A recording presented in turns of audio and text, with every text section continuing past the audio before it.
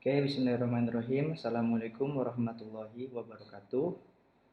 Perkenalkan, nama saya Muhammad Hadiyatullah dari Universitas Negeri Jakarta, Program Studi Pendidikan Teknik Informatika dan Komputer, angkatan tahun 2017. Di sini saya bertugas sebagai guru magang ya teman-teman. Bahasanya guru magang atau sedang mengambil mata kuliah PKM atau praktek kerja mengajar. Nah, di sini saya hanya mengajar 2 bulan, di bulan September dan sampai akhir Oktober.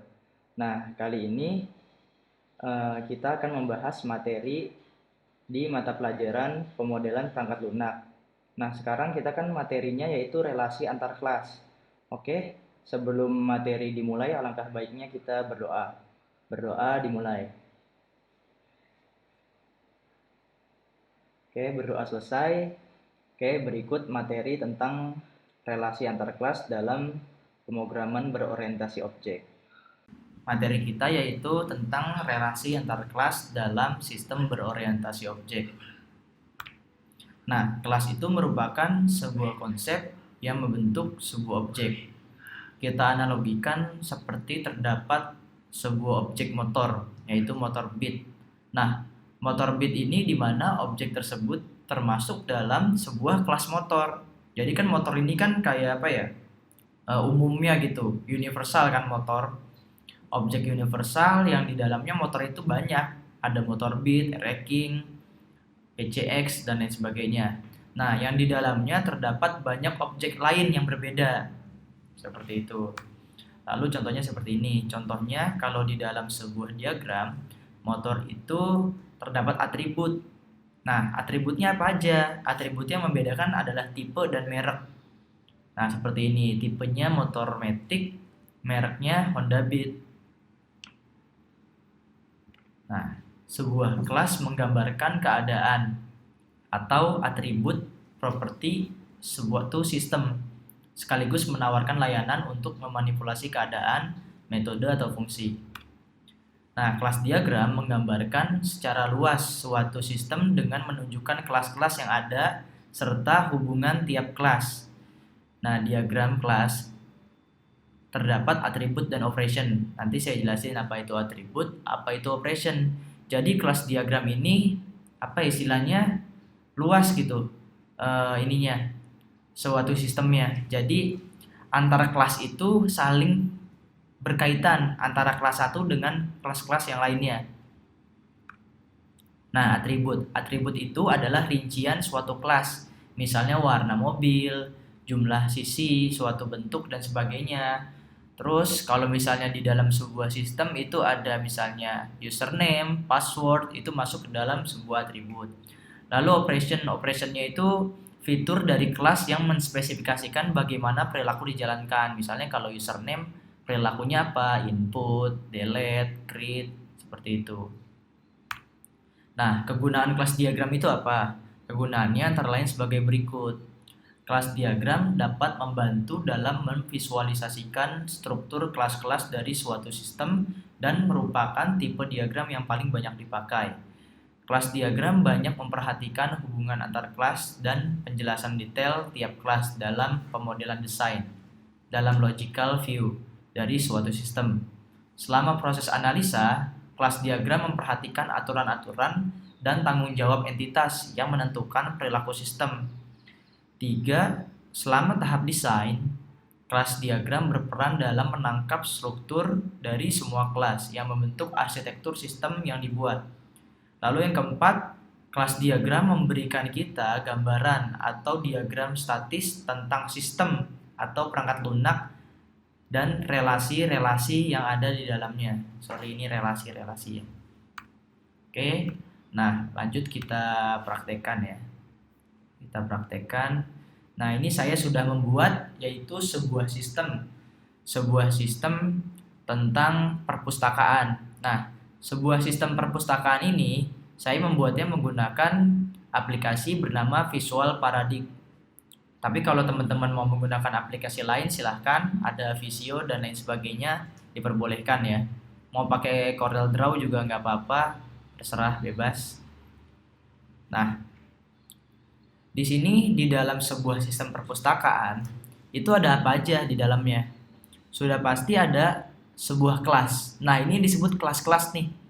Kelas petugas, siswa, transaksi, prosesnya, pinjam, kembali, buku, jenis, terus ada pengarang.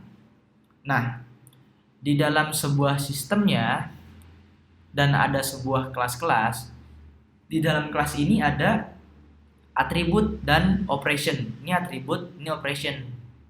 Nah, di dalam petugas itu atributnya saya contohkan ada username, password, nama petugas, tanggal lahir, alamat petugas, jenis kelamin.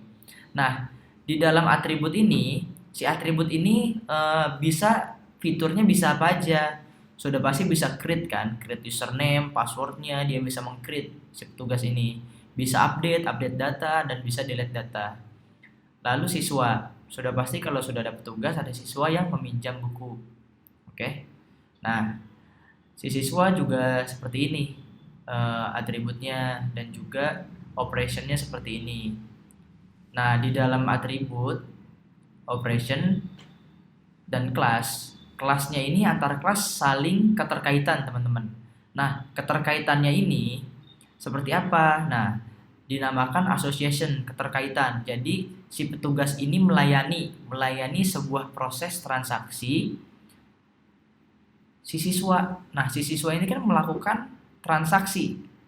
Yang melakukan transaksi yaitu melayani. Jadi si siswa ini dilayani oleh petugas dan petugas itu melayani si siswa. Siswa melakukan peminjaman buku, melakukan transaksi peminjaman buku. Nah, si transaksi ini mengambil data nih, mengambil ID transaksi, mengambil data bukunya dari sini. Dari sebuah buku, mengambil data nih. Dari mulai ID bukunya, judulnya, tahunnya, kota terbit, atau penerbitnya siapa. Lalu ini atribut kelebihan tadi saya mengetiknya. Nah, terus ada kelas pinjam.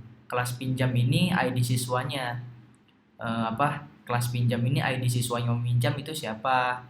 Lalu tanggal pinjamnya tanggal berapa? ID bukunya itu berapa ya ID buku. Lalu beda ya ID buku dengan ID transaksi, kan berbeda. Terus kembali tanggal kembalinya itu tanggal berapa? Misalnya ini minjam tanggal 1, balikinnya tanggal 7, ya berarti harus tanggal 7.